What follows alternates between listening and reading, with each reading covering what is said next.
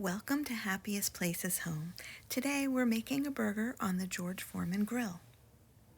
The ingredients we use are probably what you would expect. We did start today with prepackaged burgers, 80% lean beef. The other accessories here are ketchup, mustard, pickle, steak seasoning is important, and cheese. We're using cheese slices in the video, but if you like port wine cheese, it's delicious placed on the hot burger. If your burgers are frozen, pop them in the microwave for 2 minutes on the defrost setting. I'm seasoning both sides of the burger patties with Kansas City steak seasoning, but any type of steak seasoning that you like will do.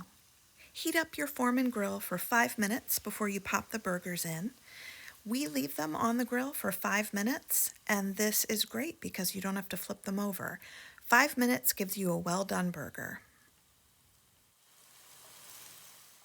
After the 5 minutes is up, we rest the meat on a plate for 2 minutes so that it cooks all the way through.